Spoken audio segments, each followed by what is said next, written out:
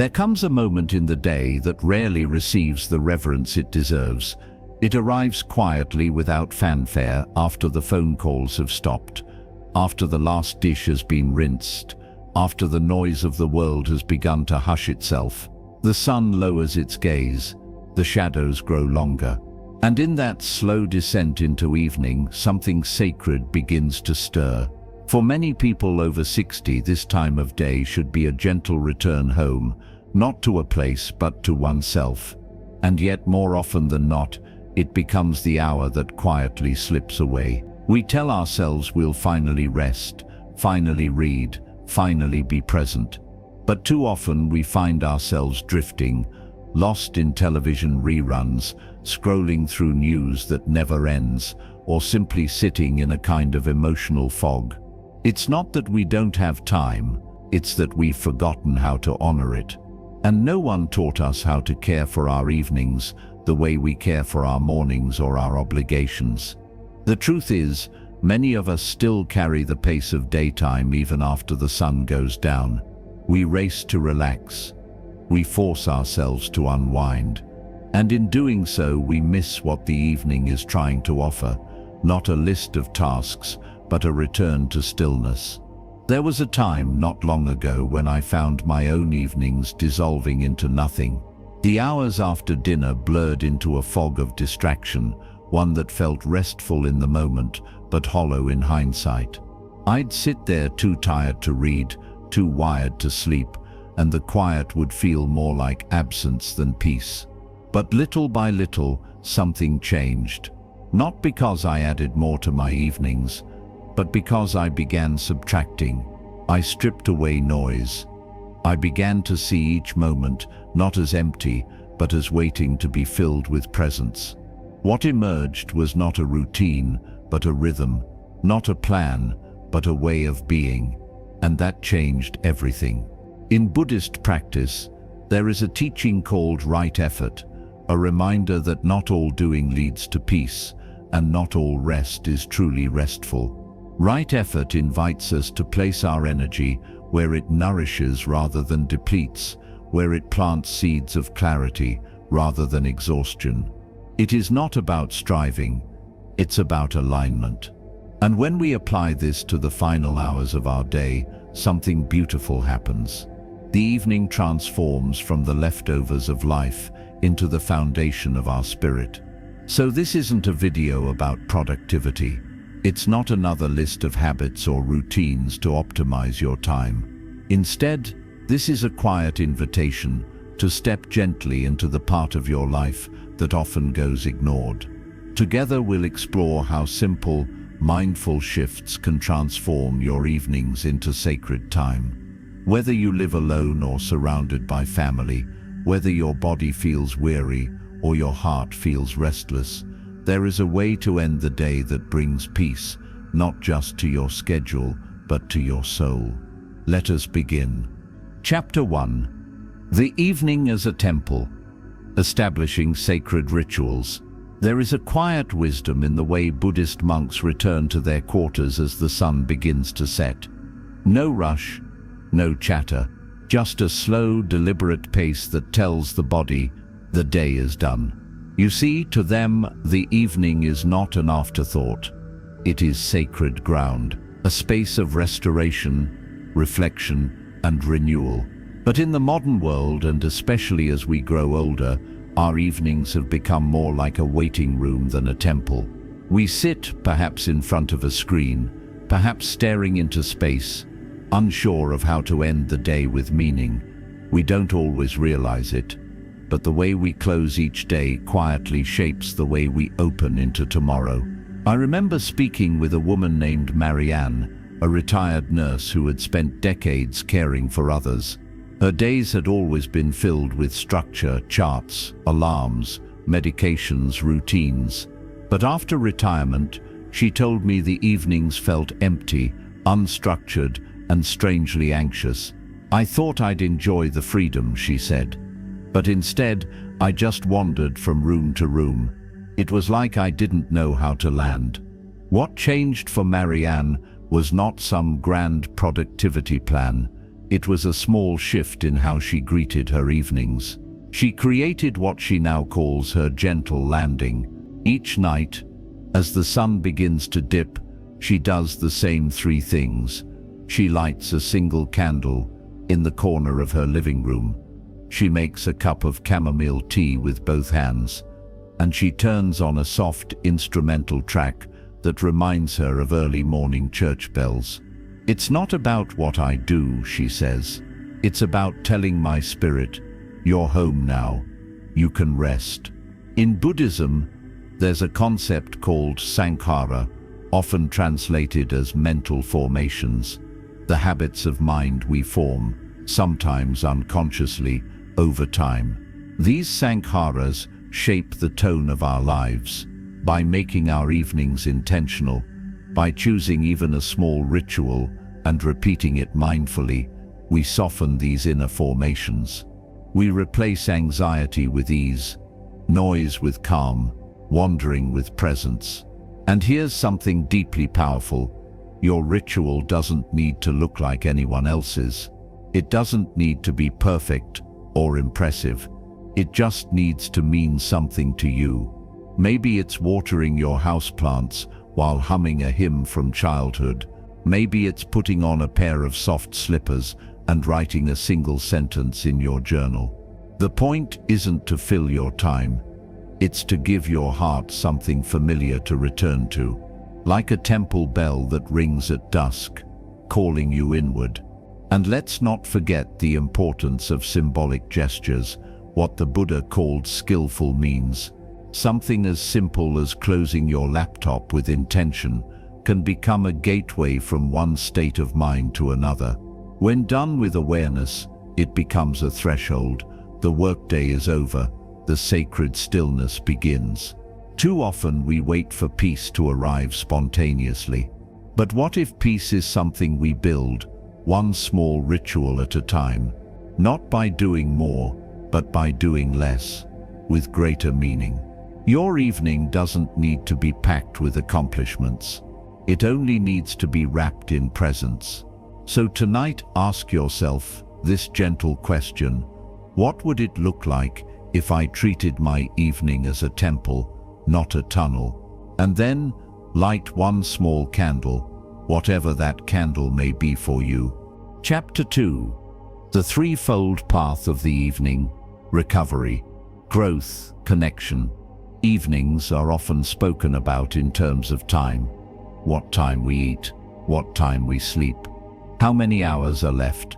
But rarely do we ask the deeper question: what is my energy asking for right now? In the Dharma, there is a profound teaching about the threefold path, not in the sense of doctrine, but in the way we live our moments. In the context of your evening, this can be understood as recovery, growth, and connection, a gentle sequence of care for the body, the mind, and the heart. Let me tell you a story about Richard, a soft-spoken grandfather from Oregon who wrote to us once, describing how retirement had left him with long, unstructured evenings that he both cherished and feared. "I thought I'd spend them reading or gardening," he shared, "but most nights I ended up watching TV until midnight and feeling strangely hollow afterward." He wasn't alone. So many of us drift through these golden hours without an anchor.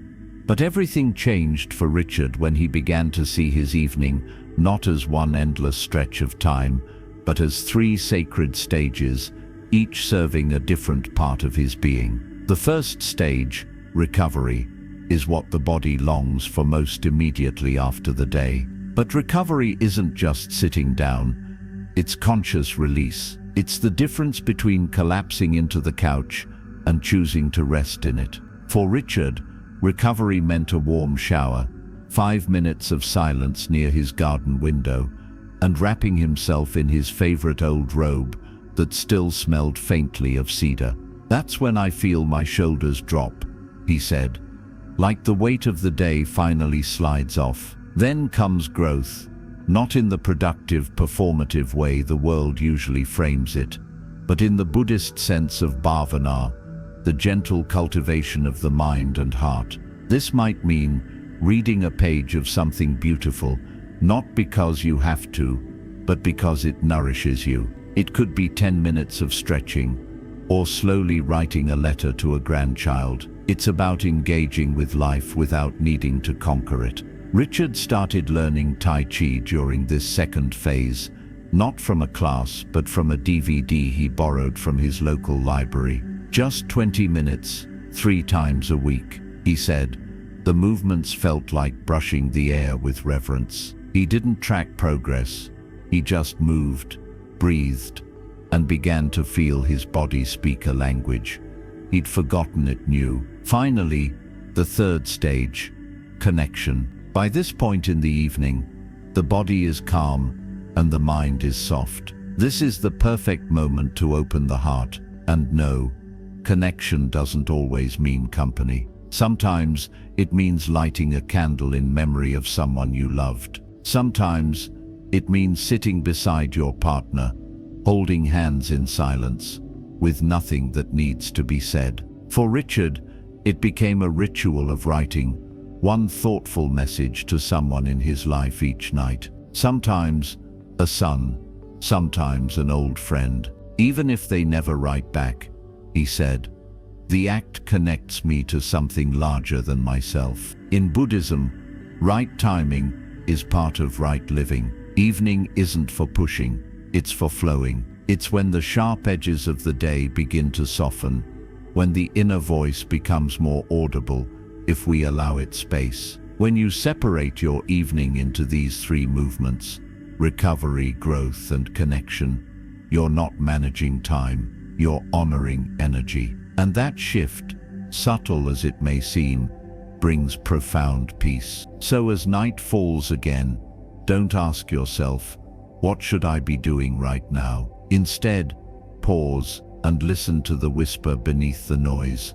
Is it my body that needs care? My mind that needs quiet nourishment? Or my heart that longs to feel close to something or someone I love? Let that answer guide the hours ahead, not the clock. Chapter 3. The Reverse Bell. Planning your evening from sleep backwards. There's a gentle bell that rings in every Buddhist monastery at night.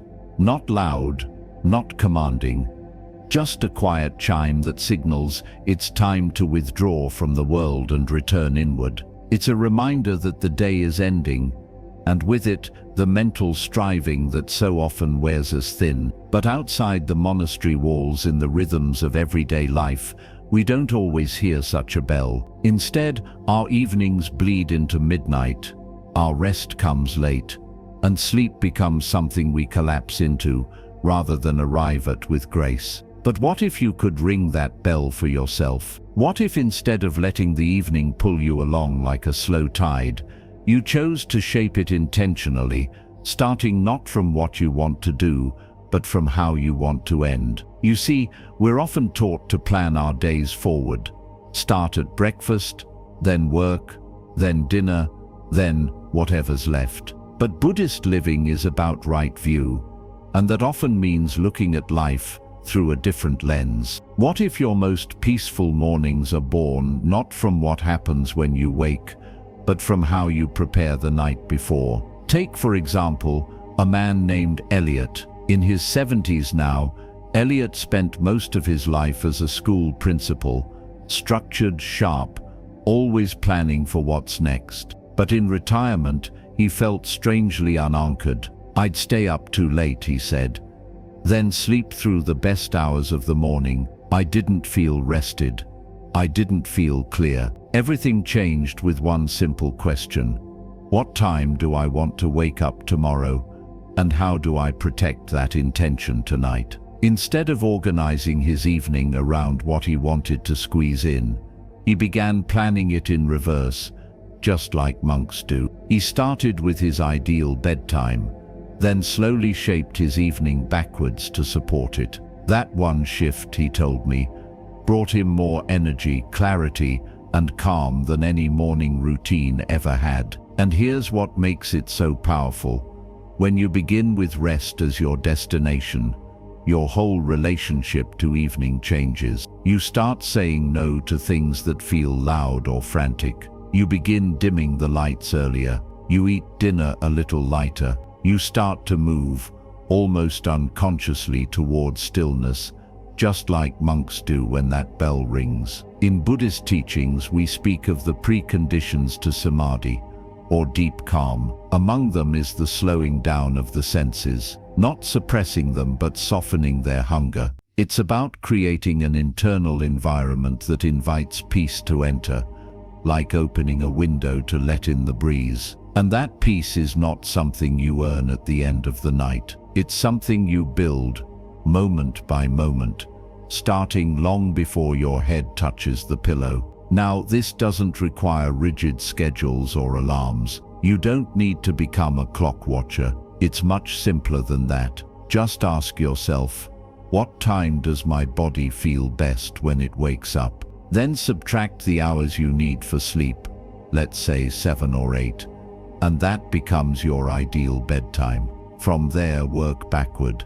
If you want to be asleep by 10 p.m., maybe you start your wind down at 8:30. Maybe dinner wraps up by 7, and maybe that last cup of tea is poured by candlelight, not the glow of a screen. This is the reverse bell, not a sound you hear, but an inner signal you learn to honor. A rhythm that places sleep not at the end of your to-do list, but at the heart of your well-being. So tonight, as the world begins to dim and your day draws to a close, try flipping the script. Don't ask yourself what you have time left for. Ask instead, how can I prepare my soul for sleep, so that tomorrow I rise with ease and clarity? When you begin your evening with rest in mind, you don't just sleep better, you wake into a life that feels lighter, softer, and more aligned with what matters most.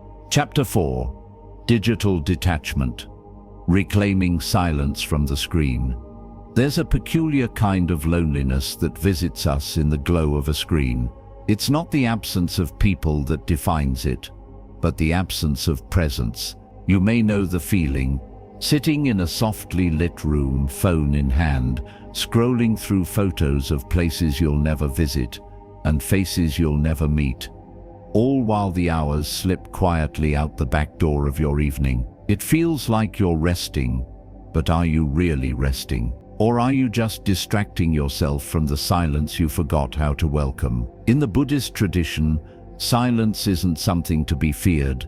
It's where clarity begins. The Buddha himself often retreated into solitude beneath a tree or by a river, not to escape life, but to see it more clearly. Yet today, we retreat into screens, devices that promise connection, stimulation, even comfort, but more often leave us overstimulated and subtly drained. They become, as some monks say, the mirror that reflects everything but shows us nothing. I once met an elderly man named George at a local Dharma center. He had just turned 68 and confessed to me that his greatest struggle in retirement wasn't loneliness, but what he called digital noise. It's strange, he said. I have more time now than I ever did, but I waste most of it with a remote in one hand and my phone in the other. I thought I'd feel free, but I just feel scattered. George didn't need more apps, more information, or even more entertainment. What he needed, what so many of us need, was digital detachment, not abandonment of technology, but a rebalancing of our relationship with it. The practice begins with something simple, letting your devices rest before you do. In Buddhist monasteries, it's common to observe the practice of noble silence after evening chanting. No more speaking, no more noise, just being. And yet in our homes, we often carry our phones with us into bed, as if afraid to be alone with our own thoughts. But what if, instead, we gave our devices a bedtime of their own? Try this tonight, 1 hour before sleep. Tuck your phone into a drawer in another room. Power down the television. Let the room become still. Replace the screen's harsh blue glow with the warmth of a lamp, the softness of a book, or the sound of wind outside your window. This isn't deprivation, it's liberation. And if that feels too sudden, begin gently. Choose just one evening a week for your analog hour. It might feel odd at first, even uncomfortable, but soon something remarkable happens. You begin to hear your own mind again. You begin to notice the subtle beauty of the moment, the way your teacup warms your hands, the creak of wood beneath your feet, the slow, steady rhythm of your breath. Buddhism teaches mindful consumption, not just of food, but of what we feed our senses. When we constantly consume noise, distraction, and artificial light, our mind becomes like a pond stirred by wind, muddy, unsettled, unclear. But when we withdraw our senses from overstimulation, we allow the waters to settle. Insight comes not from adding more, but from clearing space. George began practicing what he called evening digital fasting. Just an hour, then 2, and within weeks, he noticed a shift, not only in how he slept, but in how he woke. The mornings feel deeper, he told me, like I've made peace with myself in the dark. You don't need to abandon technology, but you can choose to reclaim your silence, to build a boundary between your sacred inner world and the endless demands of the outside one. Not because screens are evil, but because your spirit is worthy of rest. So tonight, instead of one more video, one more article, one more scroll, try closing your eyes. Breathe in, breathe out. Let the silence return like an old friend. And when you do, you just might remember something. You were never meant to glow like a screen. You were meant to shine from stillness. Chapter 5. The inner room, preparing the mind with gentle psychology. There is a room inside each of us that the world cannot enter. It's not made of wood or stone. No walls, no roof, no doors. And yet it exists as surely as breath itself. A quiet chamber within the mind where peace waits patiently for our return. The Buddhists speak of this as the citta, the heart-mind, where thought and feeling intertwine like two dancers moving as one. But the problem for most of us is that by the time we reach the evening, we've forgotten how to find the key. So many of us, especially later in life, spend our days absorbing news, noise, worry, lists that never end, conversations that linger longer than they should. And by nightfall, our minds are like crowded marketplaces, too loud, too full, and too exhausted to even sort through what we've picked up along the way. I recall speaking with Clara, a retired piano teacher from Michigan, soft-spoken, tender-hearted, and always dressed in calming shades of blue. She told me, "My mind just won't stop thinking when I lie down. It's like all the thoughts I've ignored during the day come back at once. I try to be calm, but the quiet actually feels louder than the noise." What Clara discovered, slowly, gently, was that her mind didn't need to be silenced. It needed to be softened. And that's where this chapter begins, not with controlling thoughts, but with creating an inner space that invites them to settle, like snowflakes drifting to the ground. In Buddhist practice, there's a beautiful teaching called Vitakka Vikara, learning how to observe the flow of thoughts without becoming swept away by them. We don't fight the current. We simply step out of it. One powerful way to do this is what I call evening sanctuary building. Not in your home, but in your inner home. You start by slowing everything down. Dim the lights, lower the volume. Let your gestures become more deliberate, more loving. Brush your hair slowly. Fold your blanket with care. These small acts aren't chores. They are messages to your nervous system. You are safe now. You can soften. Clara began writing something new each night. Not a list of tasks or goals, but a short letter. Not to her friends, or even to herself, but to her morning self. "Dear me," she would begin. "I hope you wake feeling rested. I've done my best to give you a peaceful place to rise from."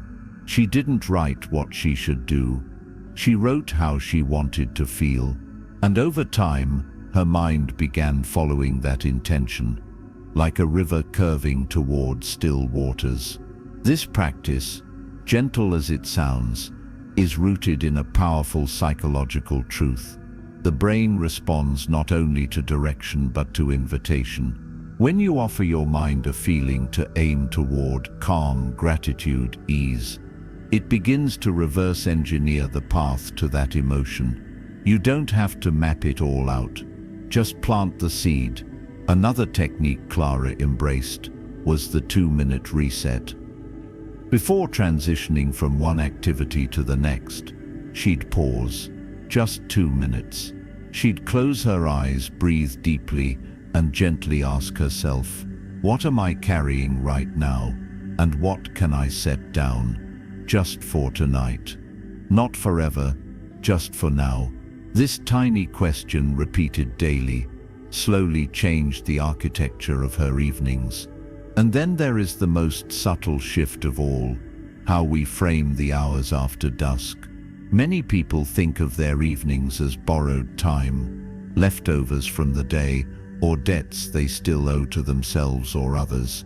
But what if instead we saw our evenings as investments, not in productivity, but in energy, in joy, in emotional restoration? Buddhism reminds us that all compounded things dissolve, every day ends, every breath leaves the body. But in that dissolving lies great freedom. When you stop clinging to your thoughts like truths, and instead treat them as passing weather, your inner room becomes quiet enough for peace to enter. So tonight, before you fall asleep, ask yourself not just what do I need to do tomorrow. Ask instead, how do I want to feel when I wake? Then, like setting out a warm robe for the morning, prepare your mind accordingly, not with force, not with fear, but with gentleness, with kindness, with love. Chapter 6. Mindfulness in the Mundane. Finding peace in everyday movements. There's a quiet miracle that often goes unnoticed, a truth hidden in the most ordinary moments of our day. It isn't something you chase. It doesn't announce itself with grandeur. Instead, it tiptoes in through the rhythm of your breath, the warmth of a teacup, the rustle of fabric as you change clothes at night. For many of us, especially after 60, these small gestures have become so routine that we hardly feel them anymore. And yet they hold the key to something sacred, the return to ourselves. You see, mindfulness isn't about sitting cross-legged in silence for an hour. It's not a technique to be mastered or a skill to perfect. It's a way of being, a quiet, attentive way of walking through the world, one step, one breath, one sensation at a time. And contrary to what some may believe, it's often easier to find in a sink full of dishes than in a formal meditation room. I once met Linda, a retired piano teacher from Michigan, who told me she often felt like her evenings were running on autopilot. "I brush my teeth, pour my tea, turn on the TV, and the next thing I know, it's midnight," she said. "I'm not even sure I was there for any of it." But one evening, something shifted. It wasn't because she learned a new technique or joined a mindfulness class. It was because she made a quiet decision to show up for her own life. She chose 3 ordinary things she did every night: brushing her teeth, pouring her tea, and changing into her night clothes, and decided that these would become her anchors. Not rituals, not performances, just doorways into presence. So instead of rushing through her evening tasks, Linda began to slow down. When she brushed her teeth, she noticed the coolness of the water, the feel of the bristles, the sound of the faucet. When she poured her tea, she watched the steam swirl upward like smoke from an old incense stick, disappearing softly into the air. When she changed clothes, she did it with care, as if dressing herself in comfort, not just fabric. These are what we might call mindfulness anchors, familiar activities that we choose to inhabit fully. When done with gentle awareness, they become more than habits, they become holy ground. And here's the beautiful part. You don't need to change your life to find this kind of peace. You only need to begin noticing the one you're already living. There's another practice I've seen work wonders. Every hour, simply pause and name the feeling you're carrying in that moment. It could be fatigue, calm, gratitude, sadness. You don't need to explain it. You don't need to fix it. Just name it, like acknowledging a quiet visitor at your door. Psychology confirms what Buddhist monks have long known, that labeling our emotions with care reduces their grip on us. The very act of noticing dissolves some of the tension. Linda told me that after a few weeks, something remarkable happened. I stopped feeling like I was disappearing into my evening, she said. I felt like I had returned to it, like I was actually living in it again. And isn't that what we're all longing for? Not more hours in the day, but a deeper sense of being present in the hours we already have. So tonight, try this. Pick one simple thing you always do: washing your hands, making tea, sitting down in your favorite chair, and be fully there for it. No rushing, no multitasking, just the experience, exactly as it is. Because sometimes the most spiritual thing you can do isn't meditate or pray. Sometimes it's simply noticing the way the soap feels between your fingers, or how the wind brushes against your skin as you step outside to bring in the mail. That too is presence. That too is sacred. And when we choose to live that way, even for a few moments each evening, we begin to rediscover that life was never hiding. It was simply waiting for us to return. Chapter 7. The Sangha of Sunset.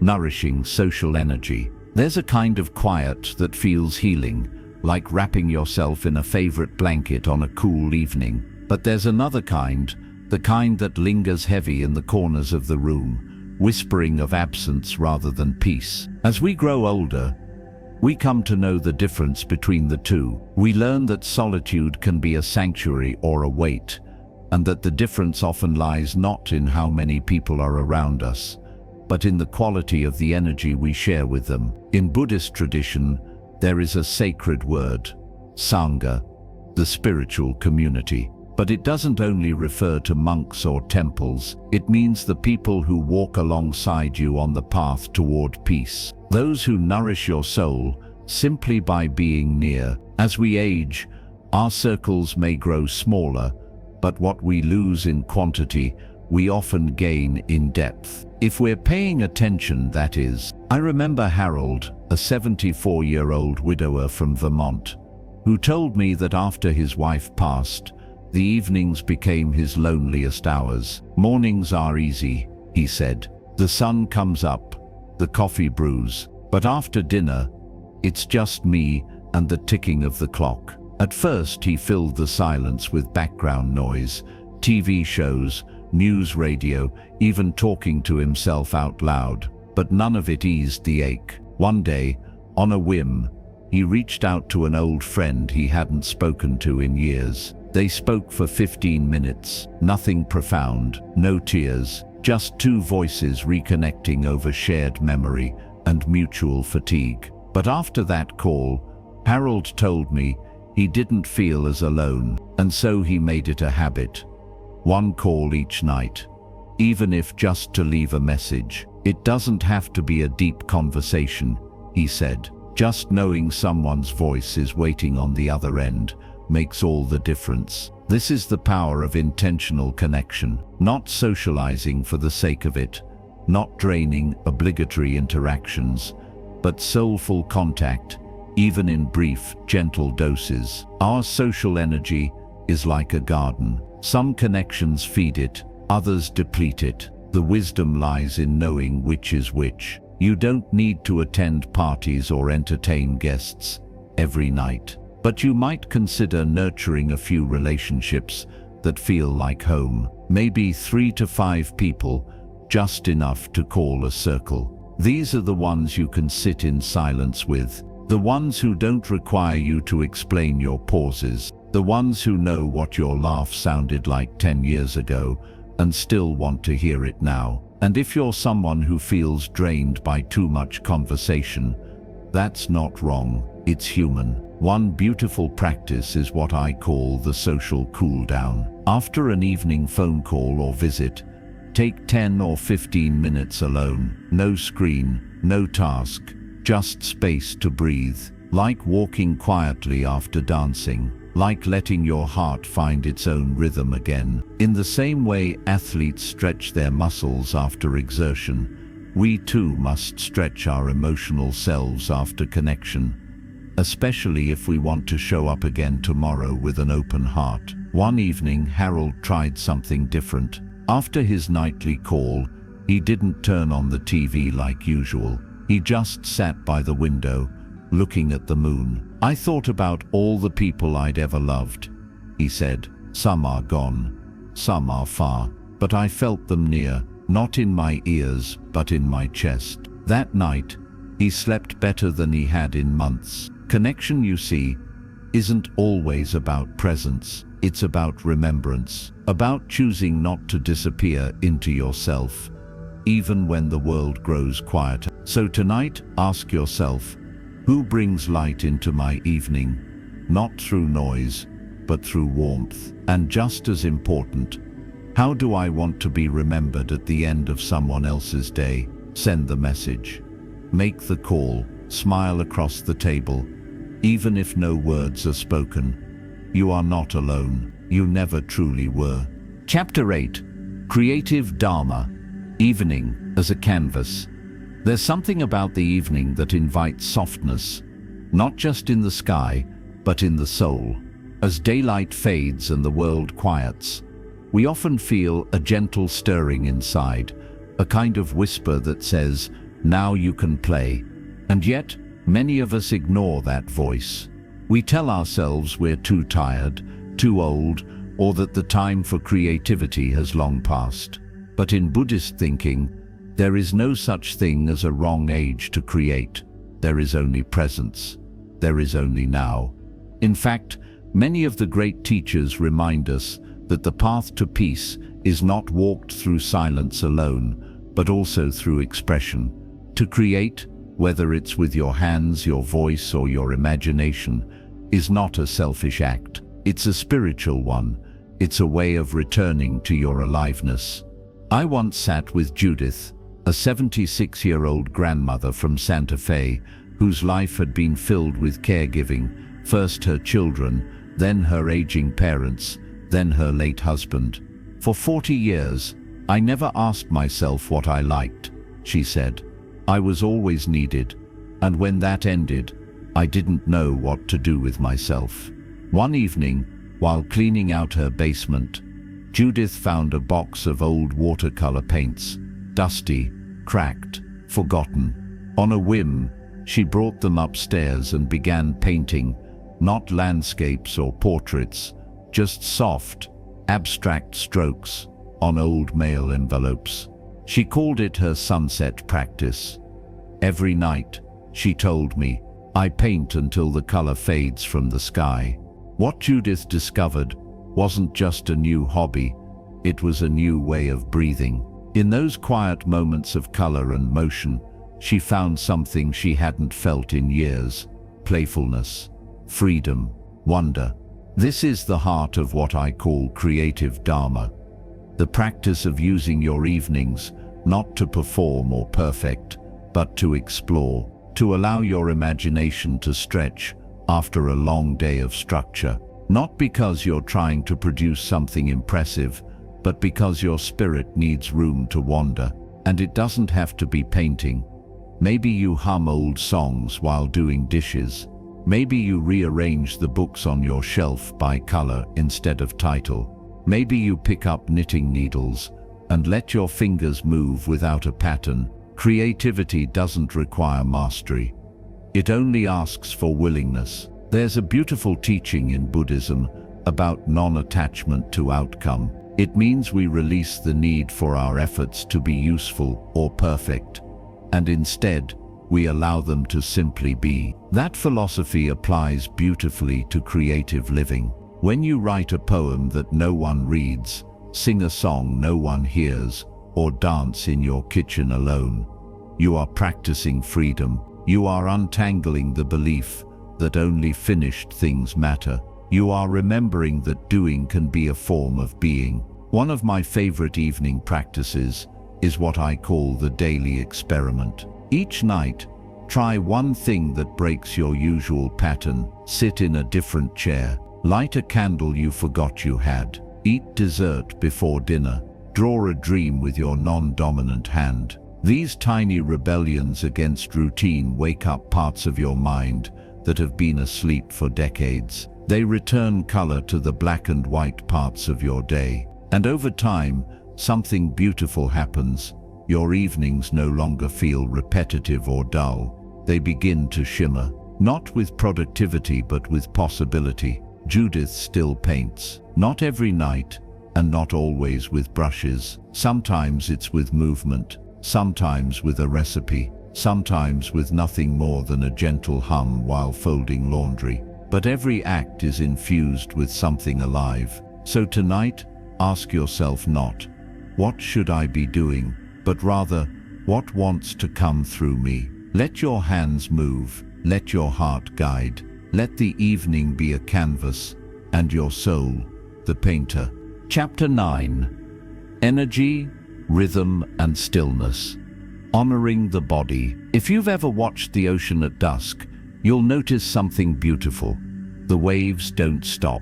They don't crash with the same force as midday, but they continue in gentle rhythmic rolls, like the earth itself is rocking you to sleep. There's a quiet intelligence in that movement, an honoring of rhythm, not resistance. And if you listen closely to your body, you'll find it speaking the same language. But in modern life, and even more so in our later years, we often forget how to listen. We push through fatigue.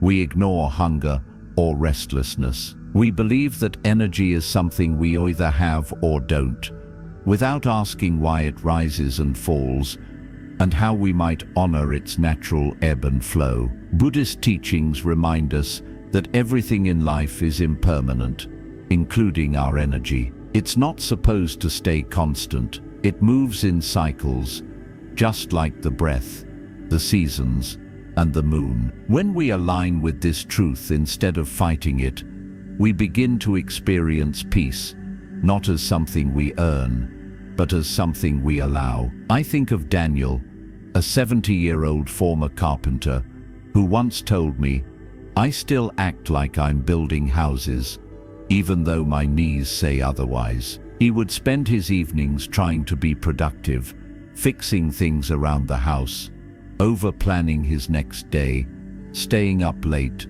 just to prove I still could. But eventually, his body pushed back. He began waking up exhausted, achy, and agitated. "I didn't know how to stop," he admitted. "I thought slowing down meant giving up." What Daniel learned was that slowing down wasn't surrender, it was wisdom.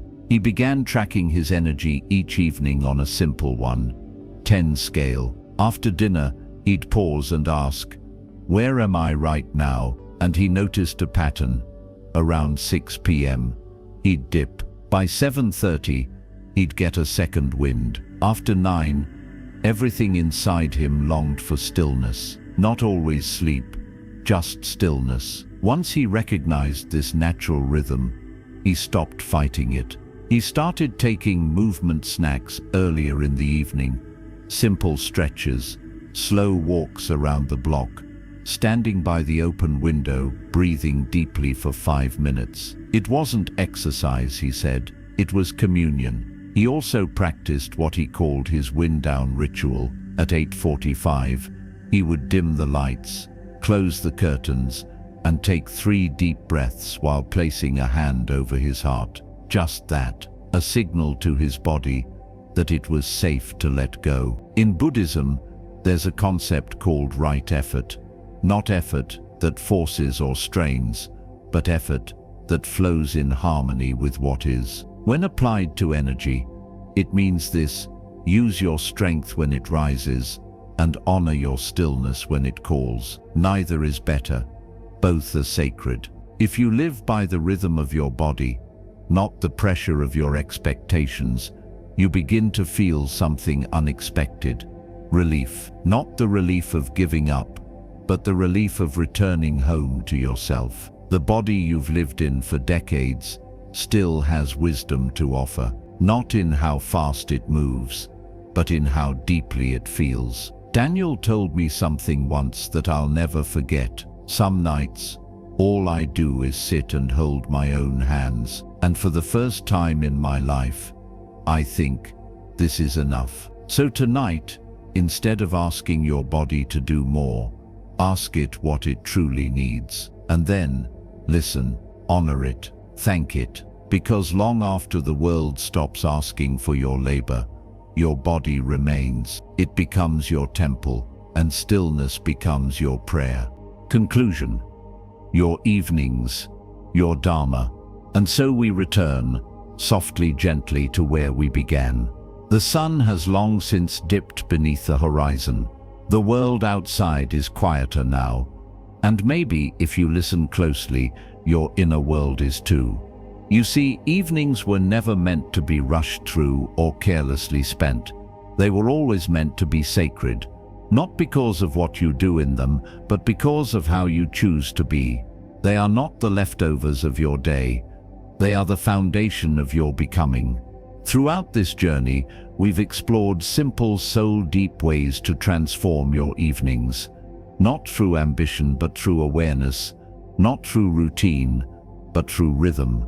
Not by adding more to your life, but by letting what matters rise to the surface.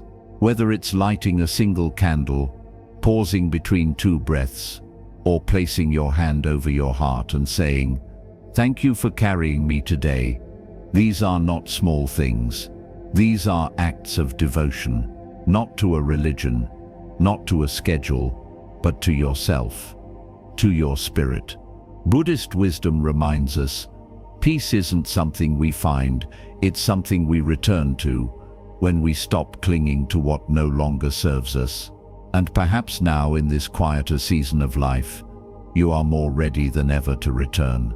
So tonight, let your evening be a blessing, not a checklist, not a distraction, but a gentle unfolding. Let it begin not with noise, but with noticing. Let it end not with exhaustion, but with ease. And in between, let it be filled not with obligation, but with presence. Because the way you end your day is the way you begin again. You are worthy of a soft place to land. You are worthy of silence that heals. You are worthy of evenings that feel like home. Let this be your Dharma, your sacred path, walked slowly, one quiet night at a time.